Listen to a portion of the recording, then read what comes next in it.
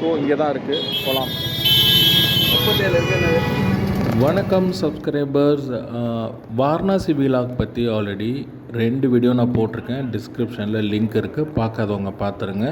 இப்போ நம்ம எங்கே வந்திருக்கோம் அப்படின்னு பார்த்தீங்கன்னா, அயோத்தி மாநகரத்தில் இருக்கக்கூடிய சரையூ நதிக்கரை.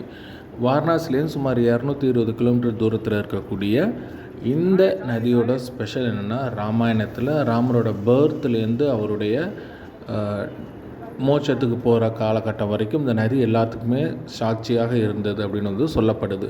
கங்கா நதி எந்த அளவுக்கு புனிதமானதோ அதுக்கு டைரக்ட் ஆப்போசிட்டாக சாபம் பெற்ற நதி அப்படின்னா சரையூ நதி அப்படின்னு சொல்கிறாங்க. இன்னொன்று இருக்குது, கயாவில் இருக்கக்கூடிய பால்குன் நதி. ஸோ இது ரெண்டை பற்றி நம்ம பேசணுன்னா தனி எபிசோடாக தான் பேசணும். இப்போதைக்கு சரையூ நதி பற்றி நம்ம பார்ப்போம். இந்த சரையூ நதியில் நாங்கள் போன டைம் ஈவினிங் டைம் அப்படிங்கிறதுனால வெள்ளம் வந்து ரொம்ப அதிகமாக இருந்தது. ஏன்னா அதுக்கு முன்னாடி தான் வந்து ஒரு வாரத்துக்கு முன்னாடி நல்ல மழை நார்த் இந்தியாவில் பெஞ்சனால தண்ணீர் வந்து குறையலை. அதே மாதிரி கங்கா ஆரத்தி கங்கையில் எந்த அளவுக்கு ஃபேமஸோ அதே மாதிரி சரையூ ஆரத்தியும் வந்து சிம்பிளாக இங்கே ரெடி பண்ணிகிட்டு இருந்தாங்க. ரொம்பவே கவர் பண்ண முடியல அப்படின்னாலும் ஓரளவு அவங்க ரெடி பண்ணுறதை எடுத்துகிட்டு வந்திருக்கோம். ஏன்னா சரையூ நதிக்கரையில் இருக்கக்கூடிய ஆரத்தி அப்படிங்கிறது அங்கே பொறுத்த வரைக்கும் ஒரு ஃபேமஸான ஒரு விஷயம். அது மட்டும் கிடையாது, நிறைய மக்கள் கங்காவில் என்ன பண்ணாங்களோ அதே மாதிரி இங்கே இந்த தீபம் ஏற்றுறது இது எல்லாமே ஒரு வழிபாடாகவே வச்சுருக்காங்க. இந்த சரையூ நதிக்கரையில் ஷாப்பிங் ஏரியா நிறையா இருக்குது. அதே மாதிரி ஒரு சின்ன பிக்னிக் ஸ்பாட் மாதிரி தான் வந்து இது இருக்குது. அதனால் ரொம்ப ஃப்ரீக்வெண்ட்டாக மக்கள் வர்றதும் போகிறதுமாகவே இருக்காங்க இந்த சரையூ நதிக்கரையில். பத்தாவதுக்கு பக்கத்தில் வந்து புதுசாக கட்டியிருக்கக்கூடிய ராமர் கோயில் ஒரு டூரிஸ்ட் ஸ்பாட் மாதிரி வந்து இருக்குது. நான் அதை தான் நான் உங்களுக்கு காமிக்க போகிறேன். அதை நோக்கி தான் போயிட்டுருக்கோம். ஸோ அந்த ராமர் கோயில் விசிட் அங்கே போயிட்டு அது எப்படி இருக்குன்றதை நம்ம இப்போ பார்க்கலாம்.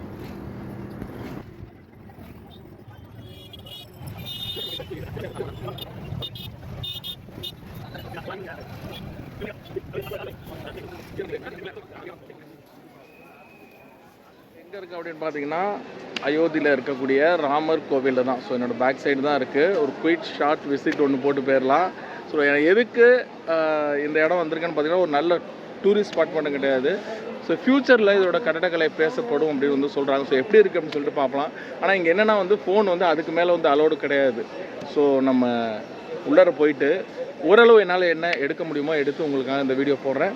அதேமாதிரி ராமர் கோயிலுக்கு வந்து வர்றவங்க இப்போ சவுத்துலேருந்து வர்றாங்க இல்லை வெளிலேருந்து வர்றாங்கன்னா அது எப்படி வரணும், எந்த இடத்துல வரணும், அதோட ஃபேர் எவ்வளோ, எப்படி கெட்டின் ஆகணும் எல்லாமே நான் உங்களுக்கு டீட்டெயிலாக உங்களுக்கு சொல்கிறேன். போகலாம். கோயிலுடைய மெயின் என்ட்ரன்ஸ் இது தான். ஸோ இது வழியாக தான் நம்ம உள்ளே போகணும். நிறையா க்யூ லைன்ஸ் இருக்குது.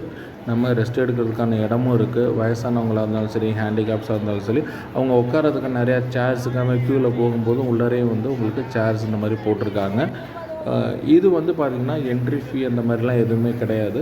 நார்மலாக உள்ளே போயிட்டு நம்ம வரலாம். ஸோ ஒரு டூரிஸ்ட் ஏரியா மாதிரி தான் இருக்குது. பயங்கர ரஷ்ஷாக இருக்குது. பட் வந்து நாங்கள் போகும்போது வித்தின் ஒரு 1/2 ஹவருக்குள்ளே இந்த ராமர் கோயிலை நாங்கள் உள்ளார போயிட்டு பார்த்து வந்துட்டோம்.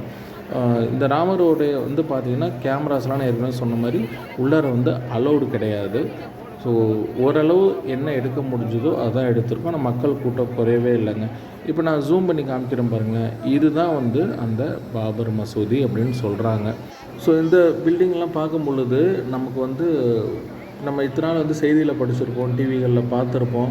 பட் நேரடியாக போகும்போது ஒரு வித்தியாசமான ஃபீலிங் வரும் இல்லையா? ஸோ அந்த ஃபீலிங் தான் இருந்தது அந்த இடத்துல நிற்கும் பொழுது. மக்கள் வந்து எந்த அளவுக்கு கூட்டமாக வந்துட்டு இருக்காங்க அப்படின்றத உங்களுக்கு பார்த்தாலே தெரியும். ஒரு டூரிஸ்ட் ஸ்பாட் மாதிரியான ஒரு ஃபீல் தான் இருக்குது இதில்.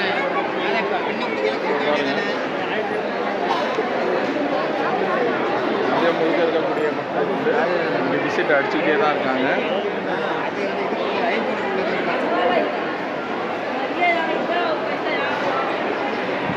இன்னும் வந்து கட்டுமானம் வந்து நடந்துட்டு தான் இருக்குது. முழுசாக முடியல. நிறையா நடந்துட்டு. நான் ஏற்கனவே சொன்ன மாதிரி கேமரா உள்ளே அலௌடு இல்லை அப்படிங்கிறதுனால வெளியில் வந்து இந்த மாதிரி ஒரு பெரிய பேனர் வச்சுருக்காங்க.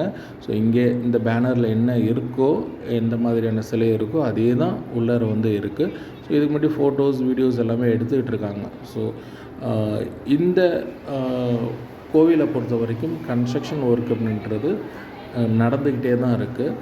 அதே மாதிரி வந்து க்ரௌடு ஒரு பக்கம் இருக்குது. ஸோ ஒரு வித்தியாசமான ஒரு கலவையான ஒரு ஃபீலிங் வந்து கொடுக்குது. ஏன்னா வந்து ஒரு பக்கம் பார்த்திங்கன்னா வந்து வெளியில் இருக்கக்கூடிய அந்த ஷாமியானாஸாக இருக்கட்டும், இல்லை வந்து பாதி கன்ஸ்ட்ரக்ஷன் ஒர்க் நடந்துகிட்டு இருக்குது. இன்னொரு பக்கம் வந்து பலதரப்பட்ட கலாச்சார மக்கள் இருக்கக்கூடிய இடம். இது வந்து பார்த்திங்கன்னா உள்ள நம்ம அவுட்புட் வெளியில் ஒரு உடைமைகள் செல்ஃபோன்லாம் கொடுத்துட்டு வெளியில் வர்றது.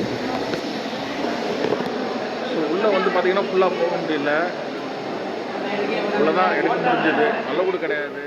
ஆனால் இன்னர் ஸ்ட்ரக்சர் வந்து பார்த்திங்கன்னா வந்து கம்ப்ளீட்டாக அந்த பழைய காலத்து மெத்தடில் சின்ன சின்ன மைன்யூட் ஒர்க்ஸ் எல்லாமே பண்ணியிருக்காங்க. எதுவுமே வீடியோ எடுக்க முடியல. நான் சொன்ன மாதிரி ஃபோன்ஸாக நாட் ஈவன் சின்ன பின்னு கூட நம்ம உள்ளே எடுத்துகிட்டு போக முடியாது. க்ரௌட் மேனேஜ்மெண்ட்டும் நல்லா தான் பண்ணிகிட்டு இருக்காங்க. இதுக்கு முன்னாடி இந்த இடம் எப்படி இருந்துச்சுன்னு தெரியாது, பட் இப்போ வந்து ரொம்ப பெரிய இடமா தெரியுது. ரொம்ப ஒரு வித்தியாசமான ஒரு அனுபவமாக இருந்தது இந்த ராமர் கோயில் விசிட். இங்கே பாருங்கள், குரங்கு அங்கே பார்த்தோன்னே எப்போதுமே மனசு குதுகுலிக்கிற ஒரு விஷயந்தான். ஸோ நீங்கள் பார்த்துருக்கிறது வந்து ஆஞ்சநேயர் கோவில். இந்த ஆஞ்சநேயர் கோவிலுக்கு ஒரு விசிட் போடலாம் அப்படின்னு பிளான் பண்ணும் பொழுது க்யூ வந்து 2 தெரு தள்ளி நினைச்சுங்க. ஸோ அதனால் வந்து நின்றுட்டு போகிறது அப்படிங்கிறது பெரிய விஷயமா இருக்கும். ஏன்னா ரிட்டர்ன் அடிக்கிறதுக்கு ஒரு 3 to 4 hours ஆகும் வாரணாசி போகிறதுக்கு.